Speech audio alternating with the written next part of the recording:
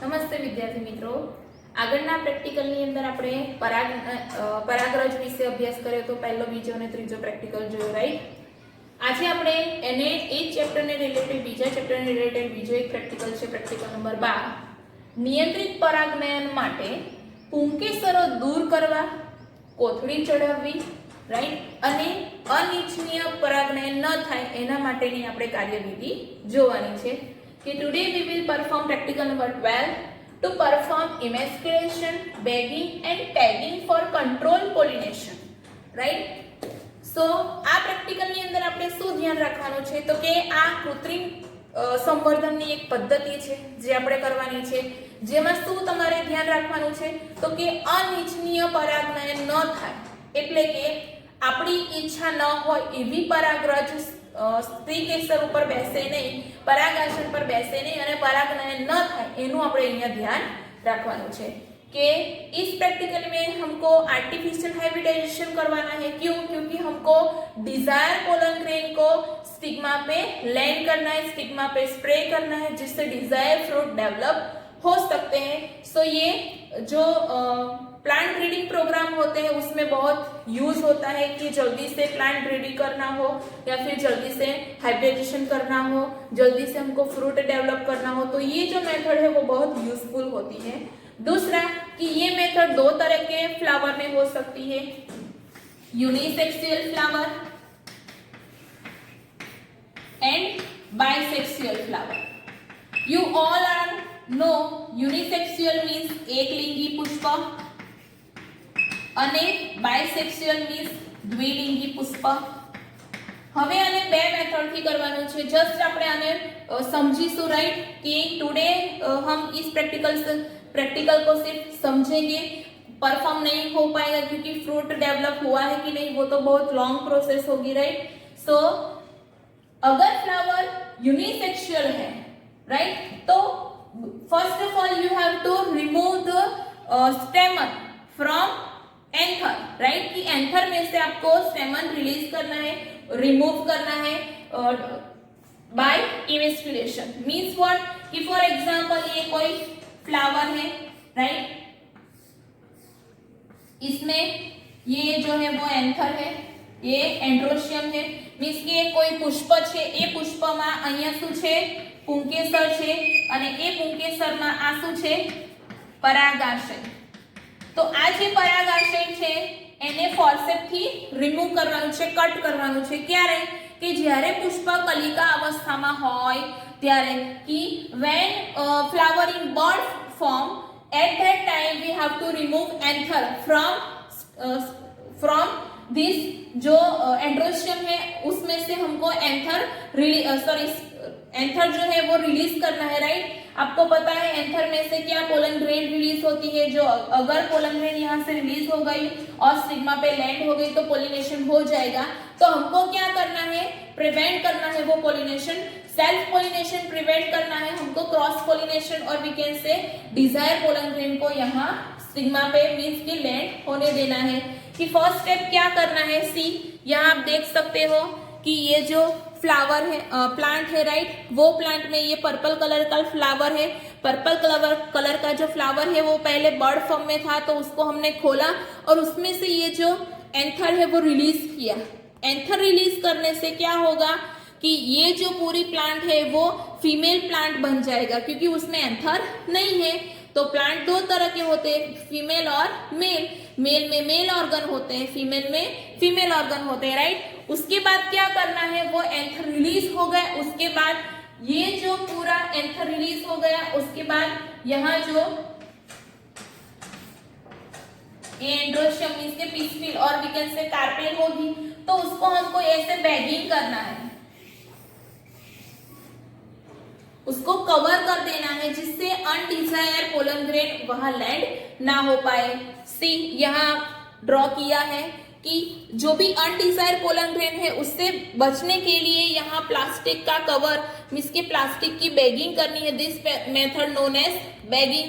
કે यहाँ અનડિઝાયર pollen grain means કે અનિચ્છનીય પરાગરજ અહીંયા બેસે નહીં, એટલા માટે એની ઉપર પ્લાસ્ટિકની કોથળી કવર કરી દેવાની છે, બરાબર એને દોરી કે દોરા કે ક્લિપ વડે બાંધી દેવાની, અને એ કોથળીનું કદ જે પણ આ પુષ્પ છે એના કદ જેટલું જ હોવું જોઈએ. પણ આ જે કોથળી છે નાના નાના છિદ્ર ધરાવતી હોવી જોઈએ, અહીંયા છિદ્ર હોવા જોઈએ, જેથી કરીને એનું જે वायु विनिमय प्रक्रिया है प्रॉपर થઈ શકે, राइट. कि यहाँ जो है वो स्टेमन और we can say anther release किया है, एंथर रिमूव किया है, और एंथर रिमूव करने की प्रोसेस को इमेस्कुलेशन कहते हैं, और इस प्रोसेस को हम बोलेंगे, क्या बोलेंगे इसको, बैगिंग, राइट. इसको हम क्या बोलेंगे, बैगिंग. उसके बाद थर्ड स्टेप में क्या किया है, सी यहाँ किसी पर्सन का यहाँ आपको हाथ दिखाई दे रहा है, राइट. कि वो जो है वो डिजायर पोलन ग्रेन को यहाँ स्टिग्मा के साथ रिलेशन में ला रहे हैं कि आर्टिफिशियल हाइब्रिडाइजेशन करने के लिए ये स्टेप नेसेसरी है, जिससे हमको जो भी फ्रूट डिजायर फ्रूट चाहिए उसकी पोलन ग्रेन यहाँ स्टिग्मा के साथ कांटेक्ट में लाया जाता है, और उसके बाद फ्रूट को डेवलप होने दिया जाता है. कि શું કરવાનું છે કે આપણી જે ઈચ્છાવાળી જે ઈચ્છિત નર છોડ છે એટલે કે ઈચ્છિત પરાગરજ છે એને આ શ્રી કેસરના પરાગાસન સાથે સંપર્કમાં લાવવામાં આવે છે, રાઈટ. અને પરાગનયન થવા દેવામાં આવે છે, અને પરાગનયન થયા પછી ફરીથી એ પુષ્પને કોથળી ચડાવવામાં આવે છે, અને ત્યાર પછી જુદા જુદા જે પણ પ્રકારની આપણે શું કહેવાય પરાગરજ છાંટી હશે, પરાગરજને આપણે શ્રી કેસરના નજીકમાં પરાગાસનના નજીકમાં લાયા હશે સંપર્કમાં, એ જ પ્રકારના ફળોનો વિકાસ થશે, રાઈટ. તો આ છે 12મો પ્રેક્ટિકલ. આપણે એને પ્રેક્ટિકલને હવે પરફોર્મ કરીશું. ओके. ये मैंने 2 तरह के फ्लावर लिए हैं. इसमें ये हिबिस्कस है, राइट, चाइना रोज. इसमें आप देख सकते हो ये जो है वो एंथर है, राइट, और ये जो है वो स्टिग्मा है, ये स्टिग्मा है, राइट. ये तो ऑलरेडी पोलिनेटेड फ्लावर ही है, बट आप ऐसा समझ सकते हैं कि यहाँ पोलिनेशन नहीं किया है, तो हमको क्या करना है, ये सारे जो एंथर है वो ऐसे रिमूव करने हैं. ये बाइसेक्सुअल फ्लावर है, दैट इज वाई ये रिमूव करने हैं, ऐसे सभी एंथर को रिमूव करना है, राइट.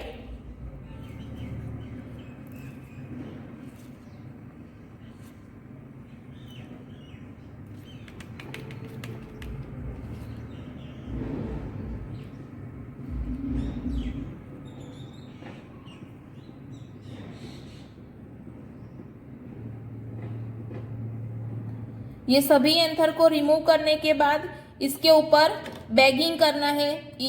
इतनी ही साइज की बैग होनी चाहिए, राइट. ये हमने एंथर रिमूव किया, that is called emasculation. Emasculation हो गया कि આપણે જે આ પુંકેસરોને દૂર કર્યા, પરાગાશયને દૂર કર્યા, ધેટ મીન્સ કે એ ઇમેસ્ક્યુલેશન થઈ ગયું. હવે આ જે સ્ત્રી કેસરો છે એટલે કે જે આ પરાગાસન છે એની ઉપર આપણે એટલા જ સાઇઝની કોથળી વીંટાળવાની છે, જેને કહેવાય કોથળી ચડાવવી. અને ત્યાર પછી ત્રીજા સ્ટેપમાં એ કોથળીને ખોલી, જ્યારે પણ પરાગાસન ગ્રહણશીલ બને ત્યારે એ કોથળીને ખોલી અને એની સામે ઈચ્છિત પરાગનયન એટલે કે ઈચ્છિત નર છોડને એના કોન્ટેક્ટમાં લાવવામાં આવે છે, અને ત્યાર પછી ફળોનો વિકાસ થવા દેવામાં આવે છે. કે after emasculation you have to bag this cover, you have to cover this portion through bag, right.